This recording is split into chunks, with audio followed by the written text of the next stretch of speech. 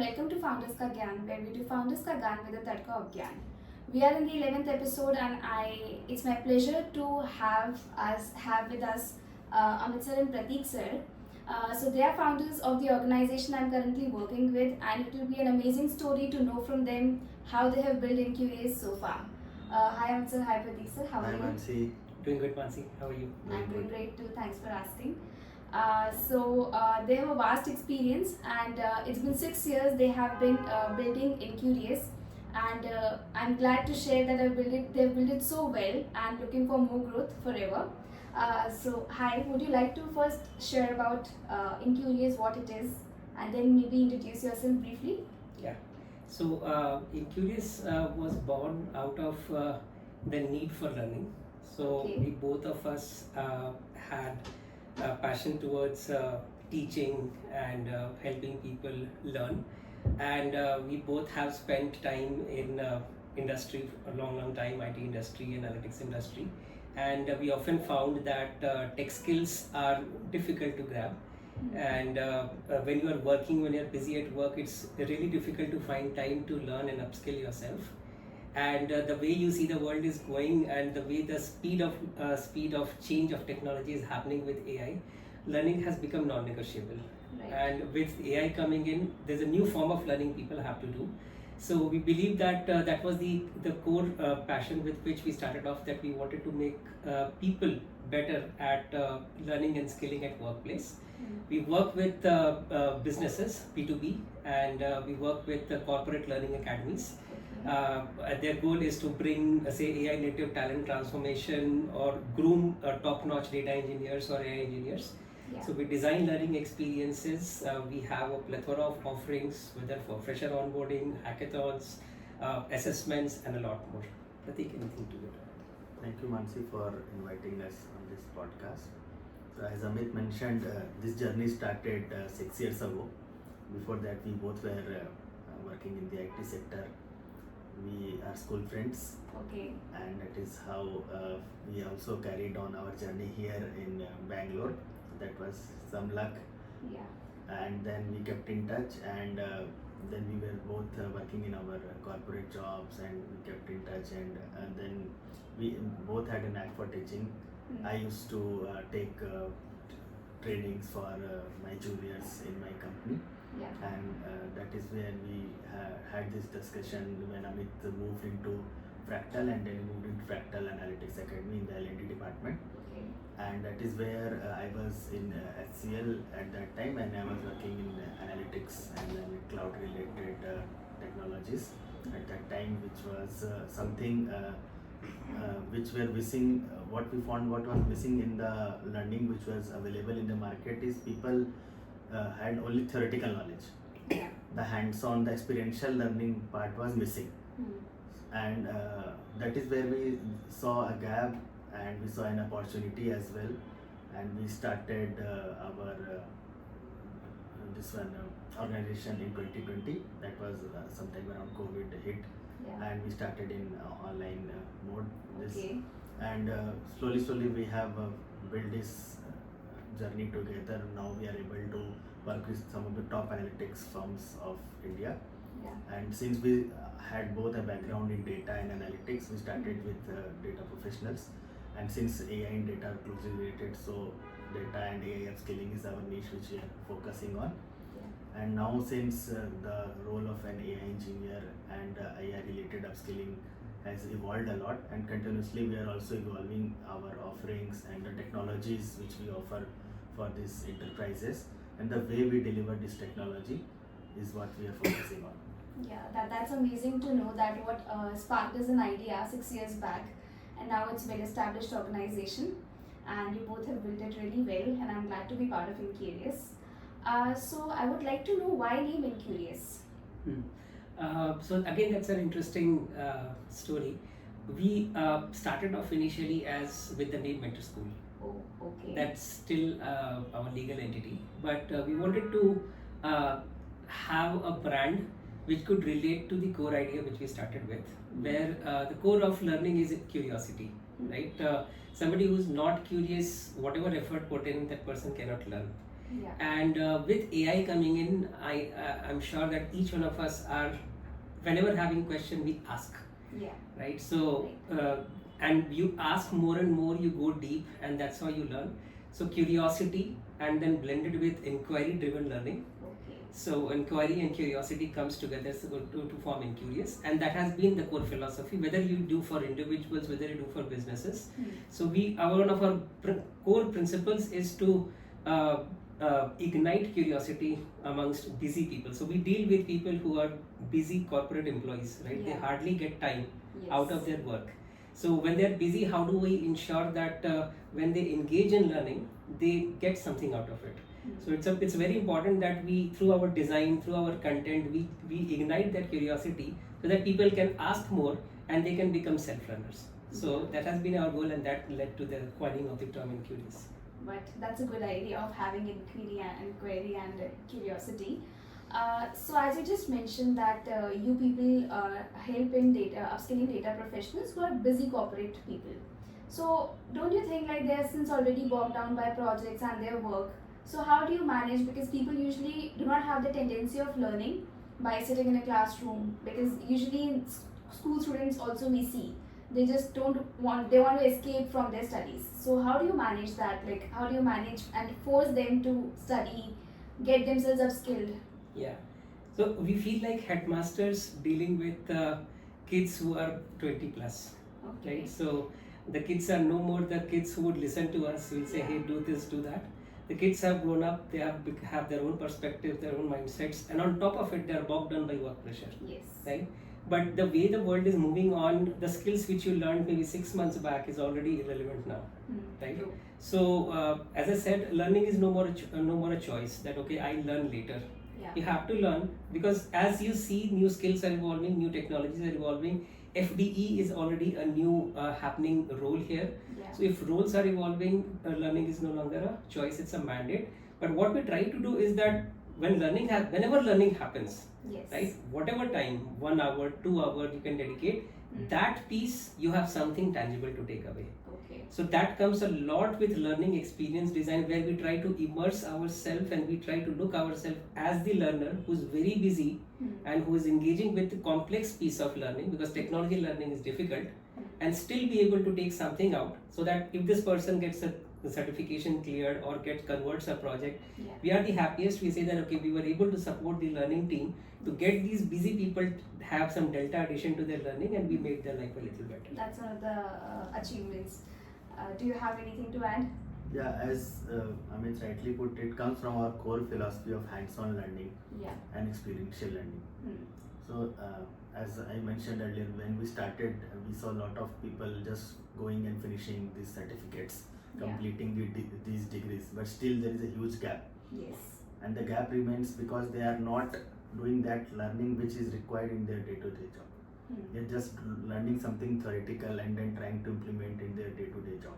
Yeah. So the way we design these instructions, these case studies are all aligned to an industry domain. Okay. They are all supported by hands-on learning through cloud labs, integrated VMs, and these are all validated with highly experienced SMEs who have more than 15 years of experience in their domain. Yeah. And we sit with them, we study their domain, we do a lot of research in building these case studies, and these case studies are meant to replicate how an actual engineer will be working day to day Yeah. when working in an actual project environment in an organization. So one That- thing you will never find is that in our content, in our learning experience, things like MCQs, Okay. they're already passed, Yeah. right? So all we do is that, what is that you're going to do in your job when you hit the floor? Yeah. We try to mimic that. Yeah. And if you're able to go through that, you will, when you actually walk on the floor, it will be an easy job for you. So we Yes. try to reduce that friction, so that it should not in the end become a headache of the project manager, that okay, we've got the person, but this person, as he said, is just theoretically knows things Yes. or claims to know the skills, but Yeah. has not practiced enough, has not gone through the Yes. rigor of it. So we want to ensure that there is like sufficient rigor so that the person learns. At the same time, there is hand-holding which we offer through our support and through our experience, which ensures that the overall experience is top-notch. Nice. So this brings me to another question. So just as you both mentioned that you have like your content, learning content, and the support you provide to people. So these are all real hands-on scenarios. So do you think this is one of the USPs of Enqurious? Because as you know that there are a lot of EdTech competitors, I would call them. So we have Udemy, we have Coursera, we have DataCamp, and many more. So why do you think like somebody, and you know for a fact that they are like they have been in the market for a long time. So why do you think somebody would not go to Coursera or DataCamp and would come to Enqurious? So can this be one of the USPs of Enqurious? I'll go first. Okay. So yes, my point of view is that there are different means of learning required. Yeah. Udemy is one of the means. Or say all the learning platforms which offer courses, like say pre-recorded courses with some MCQs, they're needed. Yes. There is a group of audience who would go to Udemy, but you know that the Udemy's conversion rates has been less than 5%. It's a known fact. Udemy or Coursera, despite having the content of the best of the professors of the best of the universities, Yes. right? The challenge is that it was that era. I would like to say it was an era ago, because post 2022 with Gen AI coming in, creation of high quality content, that speed has gone off the roof, right? So the focus has shifted from creating the best content to delivering the best experience. It has moved to delivery. And when we say that we pick up the use cases, we sit with the SMEs, we jot down the experience, all we are trying to do is that we collectively have 30 years of work experience. We are trying to bring in those on the floor challenges, and we are saying, can we mimic that and give that to as a learning experience, where if you solve this, you covered few more problems which you would do on the floor. So we are very top down. We have a very top down approach, that we will start with the workplace and we'll work backwards, rather than we say that okay, we have the best course and okay, you go ahead and take it. So we offer very customized solution, and that's where when we work with businesses, you will find our use cases would be say market mix modeling for CPG, right, on say Google Cloud, or it could be something on say insurance claim analytics, which would be there on Azure Cloud, and we are trying to build an agent, right? That's how you do at work. So all we try to do is mimic the workplace, because if that works, then people are productive. Rest everything is support. Yeah. Okay. Yeah. And again, so just as you mentioned, so from that, because as you said, that was Udemy, Coursera era back, decade back, and now with Gen AI coming up from 2022, so you people started back in 2020, I guess, right? Yes. So at that time there was no AI, and so what change do you feel you had to bring up starting back in 2020? At that time there was no AI, so the way of teaching, the way of creating content, and the manual effort being put in the creating content would be huge. Yeah. Whereas now we have AI and it's evolving so fast. Yesterday we had Opals, today we have Favel. We do not know what will be there tomorrow. So this takes a lot of effort from your side as well, right? Because you have to upskill your own team. You have to change the ways of delivering, because now, as you just mentioned like there are no MCQs in your learning content, Right. because it's very easy for people to just cheat and clear their assessments if there are MCQs in that. So what change have you observed since day one when you started in 2020 to now? Like how have you evolved? So our starting was very rigorous. I mean, every single aspect of it had to be done by hand. The content writing, the data set creation, the testing part of it. We had a clunky system where we used Google Forms, we used Slack initially. Our goal was to just the beta test the experience part. Okay. But it used to take a lot of time. Evaluations were a nightmare, right? Because as I said, there's no MCQ, then you have to, a human has to evaluate, Yes. right? That used to take a lot of effort, lot of time. But AI came as a huge opportunity, I would say. Definitely it has challenges. There are challenges, and if as an organization, if we do not adapt, and especially as into EdTech, if we do not adapt, then it's a clear extinction, and there are companies who have gone bust. So the efforts which we had taken, that identify each opportunity where we could bring in AI, content creation being the first place, right? Support being another place, right? Evaluation being a third place. So we tried to bring elements of AI in every aspect, and I can say that today we are able to produce quality outcomes at decent scale. Okay. So where the errors are less. Even we have an AI reviewer before there is a human reviewer of the content. Okay. So it's very exciting that how say learning can itself be reimagined. We are now able to build a lot more use cases across many other industries because our speed simply has increased. Yeah. I can pick up a use case built in e-commerce. I can then ask AI to use this template and build something in BFSI. It is able to do that. Okay. So AI is a humongous opportunity, especially for small businesses like us, where we simply cannot rely on adding a lot more headcount to solve problems. Yes. Prateek? Yeah, I agree that AI has accelerated the way we are able to bring out new learning programs and help organizations to stay on the track in this fast evolving environment. But being said that, I still think that human empathy is something which should be there when you are directly interacting with humans. So at the end, your consumer is a human. Yeah. So an AI app, even though the signals which is tracking, the some submissions which is tracking, it may be possible that person at the time of doing that assessment or doing that learning program was having some personal issues. Yeah. Somebody close in his family is not well. So that factor AI can never bring in. That has to come through human involvement and human empathy. Yeah. So I still believe that human in the loop is must, and since the core idea and the core philosophy which we started with this is to help people, Yeah. and at the end we are having this teaching background when we started and this mindset. So I think that cannot still be replaced by AI, but yeah, AI is helping us to adapt very quickly to the new learning programs which are required by the organizations, and merger of our philosophy to help people and support by AI to bring out these things very rapidly is the combination which is the way forward.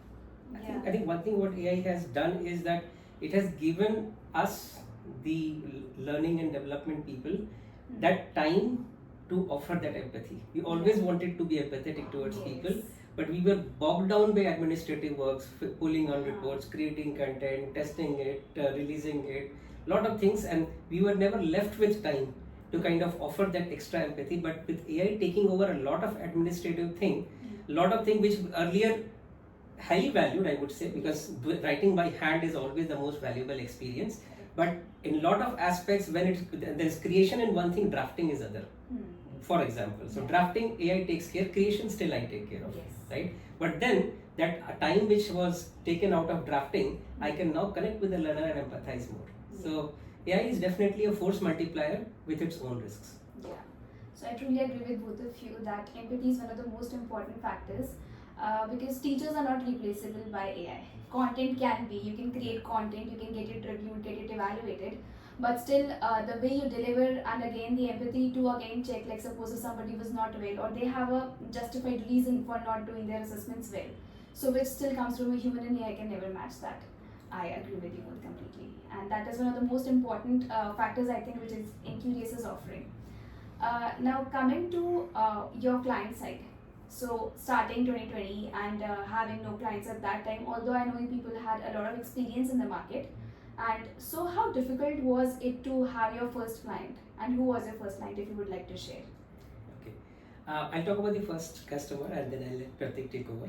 So I was part of Fractal towards the last stint of my career, of my job career. Then I joined Atlan for almost 6 months, and that was in 2020. But by that time I was more or less clear that I would want to do this. I want to take teaching as the profession of the rest of my career. And being a techie, being a data professional, I always wanted to bring a data-driven approach towards that. So our goal was to that, okay, we build content, we give it to people, we track how they work, we try to measure their behavior and all those things, and we give some insights to businesses. That was a vague idea.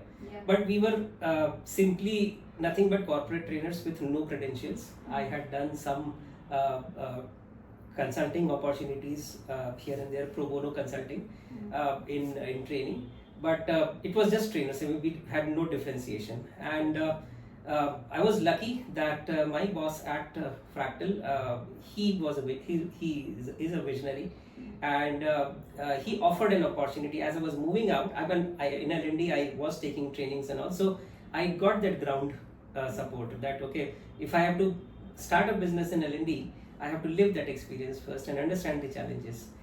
So that stint at Fractal Analytics Academy, the L&D arm of Fractal, was an excellent learning experience for me as a teacher. But that also gave me a lot of challenges to see. And but when I came out of Fractal, I took a break and said, okay, no, I would want to start on my own. But were hit by the first challenge, that how do you survive? And the first thing was that I started applying for part-time opportunities of training. I liked teaching, and I connected with several big organizations and asked for, say, opportunities on a consulting basis. It clicked.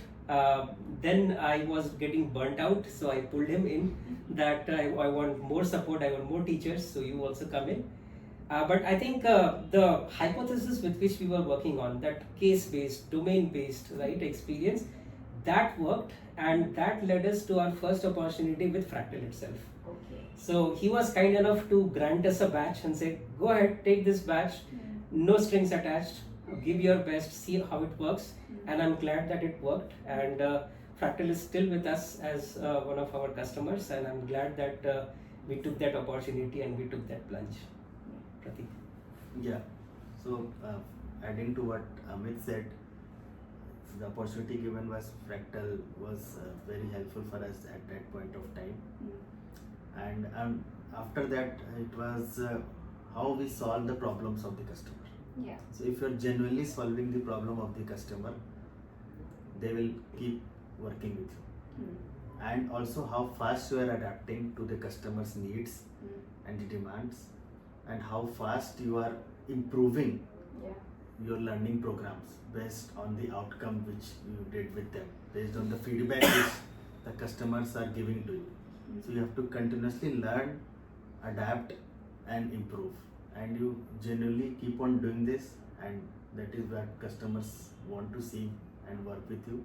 You can fool them once, but again they will not be fooled by you again. So if you have to work with them as partners, as a learning partners, you have to build that trust, you have to build that quality, and you have to have perseverance. That is the key here. You have to keep giving the best, and as Lord Krishna said in Gita, karm karo phal ka mat socho. Nice, that's amazing. So I've heard from a lot of founders that in their startup stage, early days, that it's so difficult to have their first client, because as you just said, that trust is one of the most important factors. So if you do not have any past history as what were your reviews, how was your base, so people usually don't trust you. But okay, luckily you had Fractal, and that plays a very important role, because they gave you as your first client and the reputation and the big analytic firm as it is, so it must have helped you. And again, as you've improved, and the unique thing which you were offering to people, which must have helped you gain more clients again. That's nice. So now, being two co-founders of an organization, I would like to ask you, do people usually have conflicts? Because like every human is different and they have their own thought process. So sometimes let's say Amit sir is saying no, let's go for something in this approach, with this approach, but you conflict and say no, let's go ahead with this, and then how do you solve it? So conflicts are part of the game. It happens. So we both are individuals in our own sense, Yes. and we have our own way of thinking and approaching problems. But the good thing about conflict is that the goal is the same. The goal here is not different. The goal is that the company grows, we achieve revenue numbers, we ensure proper quality, and many times it has happened that some opportunity doesn't seem like a fit to what we are as on today. Yeah. So I'm not somebody who immediately jumps into something, oh no, let's do it. But he has a thing that no, we have to do it because this will help shape the business. There is a revenue opportunity, let's grab it. I would be more like, no, let's be prepared for it. We should be more prepared for it, and let's not end up doing a shallow job. But what I have seen is that those conflicts has helped me understand his perspective and become better in terms of be a little more risk taker. Then okay, let's try it out. What will it go wrong? Because if you are ready to put in the hard work, and it has turned beautifully, that many of the opportunities which I was very reluctant, I almost said no, but he still went ahead and picked it up, and we did an excellent job there. So I believe conflicts are good things. If it is every time we both are saying yes or we both are saying no, then we do not have a mechanism to cross-check each other. But this way we keep each other in check, and helps us to achieve the outcomes, even if with this inefficiency. So. Yeah, so actually what Amit said is true, that now the way things are moving so fast. So what I believe is you try fast and fail fast. Yes. And as long as you are sticking to the core philosophy of maintaining the quality and the work which you are doing is right, you can keep on building the business together, even though there are some things which of course people will not always agree on, but it is the conversation and the discussions. So we talk to each other a lot. Just pick up the phone and call. That is what I believe in. I call everyone in my team whenever I feel like talking to them, what I want to discuss with them. So that is what I believe in. Even I think in your personal life and in your professional lives, as long as you are keeping the communication and the discussion open, and not assuming things that what he will be thinking about and what he is thinking about that topic or what will happen, just talk. That is what I do with my customers also. And don't keep people guessing about what I am thinking. Just talk to them, explain your viewpoint, understand their viewpoint, and that is what helps us to resolve those conflicts and take the discussion forward. Yes, that's a very nice thought. Communication is the key, and you both are two in one model. So of course, like some days when one is tired, other would be there, and in the end, you both have to be answerable and bear the consequences. So of course, it's important that you keep supporting each other and resolve your conflicts. One question I had from a question previous, a follow up. So while you were building and you left your job and you also, so how was your family being supportive? Because usually, people don't like taking such big risks and they are very reluctant to address this still, we should have a stable career. So was there something like that? Yeah, I was always a bit fickle-minded when it came to career. My average stint in a organization has been 2 years. Okay. The largest stint was in a startup where I really got the kick to work and build a lot of things. So my purpose had always been that work is fine, but if it should convert to some outcome which I can attribute myself to. Okay. So I've been part of large organizations where some document would come and say, okay, you have to do this. So I used to do something, but never understood what is the impact of my work, right? But same thing when it came down to starting my own firm. The first challenge was because we both are coming from service background, first time entrepreneurs, no backup, right? So the first challenge itself, well, how will we feed ourselves, right? When I took my first plunge in August 2020, I was expecting my son in December 2020. So my dad simply said that why, right? This is the worst time you could take this decision. But sometimes it so happens that you just want to jump into, you don't get to see anything else. And I had that trust that what we both are trying to build will definitely be something different, and we'll figure out something, right? We'll figure out something that either we'll work on consulting opportunities somewhere, and at least we both were skilled this much that we can teach and get our earning. But yes, there was resistance. But the biggest surprise was that generally mothers are most protective. My mother was the most supportive here, and she said that no, go ahead and do it. I know you have done well in your academics, you have done well in your career. What stops you from doing this? Just go there. And I also got a very supporting wife. She's in bank. She said that no worries, I'll take care of. But yeah, I would say it wasn't that bad journey where to start with, where many as we had hiccups, but then once we started, all we did was to stick to basics, and slowly and steadily, all I used to tell my dad was that I'm earning enough monthly to take care of my school, kids' school and everything and health. Don't worry, and I think we are comfortable. I mean, we would not say that we are earning like a bomb. I mean, we have put a lot of restriction in the way we are doing, but it's sufficient enough. But more than that, the kick of showing up every day and solving problems in learning keeps us up, right, Prateek? There's something very similar. Even my wife works in a bank, and she was very, very supportive. And even my mother supported me a lot. So from my maternal side, we come from a business family background. So my mother was happy actually that I'm getting into building my own business. But I was too scared to inform my father that I have quit my job. So it was 6 months after I had quit my job and started to work here that he came to know. And that time his only question was always that, okay, kharcha ho raha hai na, ghar chal raha hai na. But that is what he was actually concerned about. But now, yeah, since he has seen me building and working with some of the top analytics firms, and the way we are working with them and building customers, and what the problem which we are solving, he is now very much supportive, and he is happy that I took this call. But glad you both received the support you needed, because that's important for you to build. You need that trust from someone at least when you're starting fresh. That okay, dads would be always supportive, but they will never express. They will give you time that okay, you shall start showing and proving. And this makes me realize even how old you grow, you'll always be scared of your dad. Of course. Yeah. For this section, I would ask you last question, which is if somebody is starting fresh, somebody is an entrepreneur and want to start their own journey, what would you like to suggest to them? Because what are some of the challenges which people don't say? Because on LinkedIn everybody is just posting about their own achievements. Yeah. We did that. But what are actually the challenges which people face while they are building startups? So the biggest challenge which I myself faced was losing this trust.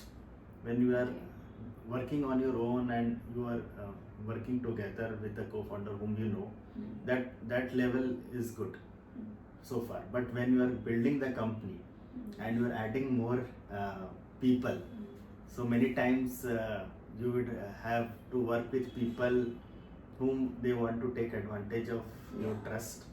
So that is what I think is the most challenging when you are growing the team. Rather than solving technical challenges, there are people challenges which are very difficult to solve. I think that is something which is very difficult to solve nowadays. Okay. Finding the people who have this right mindset and they see the vision which you see. They want to grow along with you, stick with you, and work together to grow their career as well as grow the company together. That vision is what I think is difficult to find. Yeah, but we have been lucky. We have been able to find people who have stuck with us, who are still there with us, who also share the same vision. So Saurabh, our head of product, he has been there with us from day one. Actually, he was the employee number 2 in our firm. And Soma, he was now moved out to organization, but he was also one of the core pillars who helped us build this company together. And now the team which we are, I'm lucky to have a team which are helping us finding this vision. They have also spent quite some time in our firm now. So I think it is the trust factor, the vision. If you are able to build that trust as a founder with your employees, they see that okay, my founder is transparent with me, he's sharing the goals or the visions with me, I'm aligned to that goals and visions. I think that is what which help you to grow the business. Yeah, because along with having your first client, having few first employees, because they are the ones again believing in your startup, so that is what is also important. So as a founder, co-founders, one trait which I recommend them is to build emotional stability. You have to build emotional maturity, because every day is like a roller coaster. the morning you get a message and you suddenly feel high that okay, this customer is going to convert, and by that evening there's no response, and then you are again low. Sometimes there'll be weeks and weeks there's no opportunity converting. Someday you give the best and suddenly the customer comes and shouts at you, right? Because whatever happens, buck stops at you, right? As founders, so you have to develop that emotional ability. As much as possible, do not be in reactive mode. Try to understand context behind. People are complex, right? As he said, that we are fortunate to have a team, but how did we build that team? The first thing is that, as I said, trust people, right? We never had the funding to kind of hire the best always, like we could just go in the market and throw out money and get people. We had to take bets. We had to take bets from people who are from tier 3 cities, who might not have the best English communication skills, but the best thing was that these people have been hungry. They said, like, I want to do something, you tell what to do, right? That is one, we feel really good that okay, we are the ones giving opportunity to people, but at the same time that's a great responsibility, right? How do you make this person grow, right? I don't want to make this person feel used at time that okay, you just wanted to use me. How do I invest in that person's growth, right?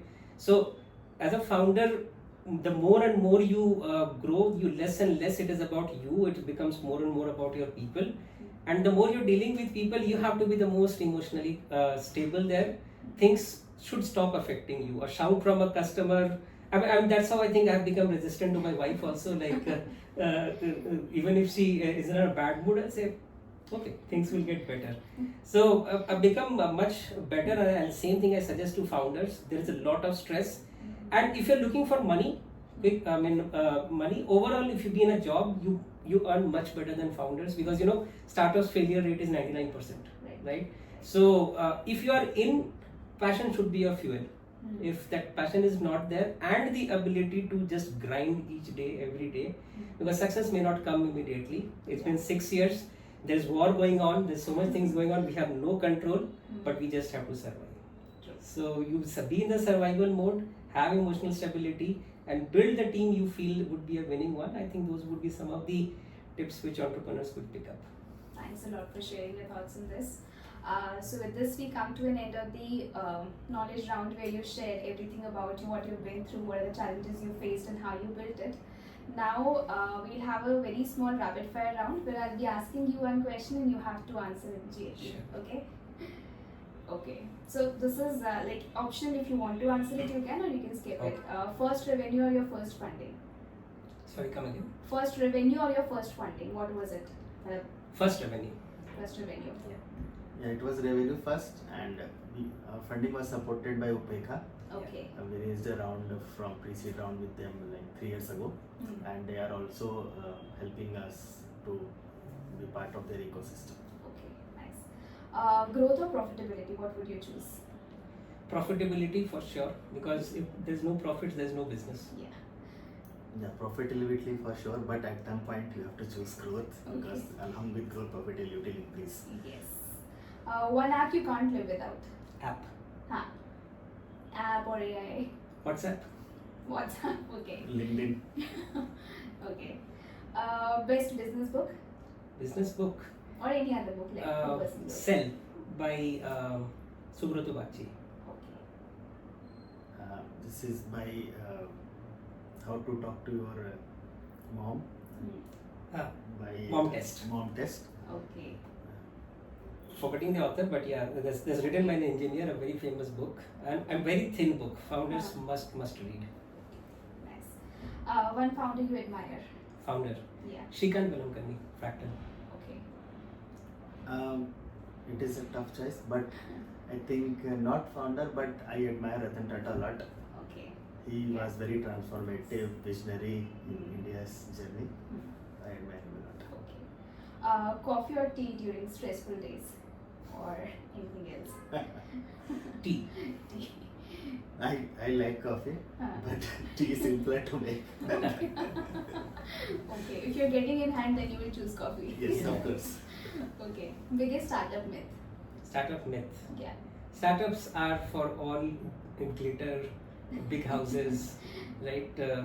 That gives you big houses, gives you glory. Uh, Startups don't give you that. Startups teach you how to live better. okay. I think biggest myth is funding नहीं तो startup नहीं. That is not the way it So works. since you had revenue first, so that's a myth. Okay. One hiring mistake you learned from. Many. So there have been couple of hiring where we just went with the CV presented and ultimately it didn't click for us. So it was a hard learning, but I believe that that's part of the journey. Okay. Yeah, I think we were not able to find the reason why they are joining our organization. We were not able to find that correct reason, Okay. and that is where we made a mistake. Okay. If Enqurious disappeared tomorrow, what would you build next? I'll be a musician somewhere in Goa or Himalayas. Okay. I think I'll still be in the teaching and the coaching profession. Okay. I think I may start with a B2B business rather than B2C first. Okay. All right. One piece of Founders Ka Gyaan for every entrepreneur watching.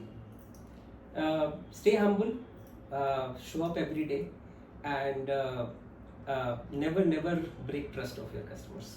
Okay. Have a lot of perseverance. All right. Okay. So with this, we comes to an end of rapid fire round also, and I'm so glad to have part of in this conversation because till now I've been seeing you both as founders, and it was very nice to know you both as humans also. So behind the curtains of founders, what you are and what you've been through to build this. So thank you so much for joining in, and we'd like to end with this one question.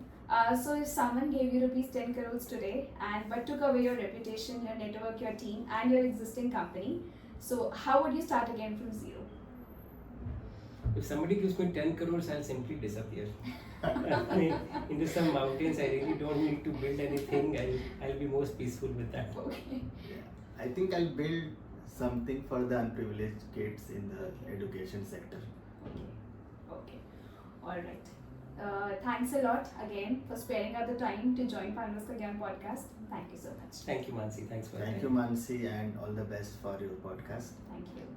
I'm very pleased and happy to Yeah. join I this sincerely podcast hope with you. that more founders give Gyan and give unfiltered Gyan so that more and more entrepreneurs will get inspired by your show. Yeah. So a lot best wishes to you. Thank All you. the best, Mansi. Thank you. Many best wishes and growth to Enqurious as well. Thank you so much. Thank you.